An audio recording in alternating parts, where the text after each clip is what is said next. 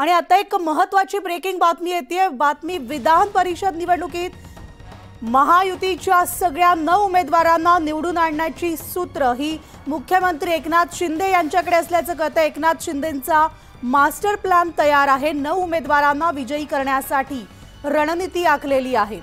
तर महाविकास आघाडीला मुख्यमंत्री एकनाथ शिंदे टक्कर देणार आहेत, दे धक्का देणार आहेत। एकनाथ शिंदेंचा मास्टर प्लॅन यासाठी तयार असून विधान परिषद निवडणुकीसाठी मुख्यमंत्री एकनाथ शिंदे यांचा मास्टर प्लॅन तयार आहे। विधान परिषद निवडणुकीमध्ये महायुतीचे सर्व 9 उमेदवारांना विजयी करण्यासाठी मुख्यमंत्री एकनाथ शिंदे यांनी एक रणनीती आखलेली आहे।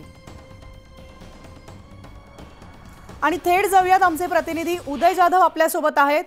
उदय, महायुतीचे सगळेच्या सगळे म्हणजे 9 उमेदवार निवडून आणण्याची धुरा आता मुख्यमंत्र्यांकडे असणार आहे। नेमका मास्टर प्लॅन काय आहे त्यांचा?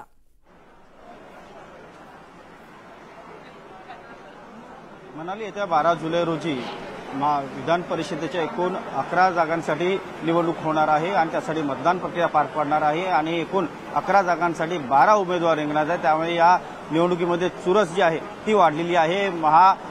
युतीकडनं एकूण 9 उमेदवार रिंगणामध्ये आहे, तर महाविकास आघाडीकडनं 3 उमेदवार रिंगणामध्ये आहे। त्यामुळे कोणता उमेदवार पडणार याकडे सर्वांचं लक्ष लागलेलं आहे आणि या विधान परिषद निवडणुकीमध्ये बाजी मारण्यासाठी आणि एकूणच महायुतीचे सर्व 9 उमेदवार जिंकून आणण्यासाठी मुख्यमंत्री एकनाथ शिंदे यांनी स्वतः लक्ष घातलेले आहे। सर्व सूत्र आपल्या हातामध्ये घेतलेले आहेत आणि महायुतीच्या सर्व उमेदवारांना विजयी करण्यासाठी सर्व आमदारांशी ते स्वतः वन टू वन संपर्क ठेवून आहेत। महायुतीचे प्रमुख पक्ष असलेले असतील, भाजप असतील, शिवसेना असेल, राष्ट्रवादी काँग्रेस, अजित पवार यांचा गट असेल, यांच्या पक्षांचे आमदार असतील, त्याचबरोबर इतर जे सहकारी घटक पक्ष आहेत आणि त्याचबरोबर जे अपक्ष आमदारांचं समर्थन महायुतीला आहे, अशा सर्व आमदारांशी स्वतः मुख्यमंत्री एकनाथ शिंदे हे संपर्क ठेवून आहेत। काल रात्रीपासून एकापाठोपाठ एक बैठका ज्या सुरू आहेत, पक्षांतर्गत देखील बैठका सुरू आहेत, त्याचबरोबर सर्व पक्षांचे मिळून त्यांचे जे प्रतोद आहेत त्यांच्या देखील एक बैठका ज्या आहेत सुरू आहेत। एकूण 9 आमदारांना जर विजयी करायचं असेल, उमेदवारांना विजयी करायचं असेल, तर त्यासाठी काय रणनीती असली पाहिजे, कशी सांख्यिकी रणनीती असली पाहिजे। कारण विधान परिषद निवडणुकीमध्ये पहिल्या पसंतीची मतं, त्याचबरोबर दुसऱ्या पसंतीची मतं आणि त्यानंतर तिसऱ्या पसंतीची मतं जी आहे ती द्यावी लागणार आहे, ती कशी द्यायची आहे, त्याचबरोबर मतांचा कोटा जो आहे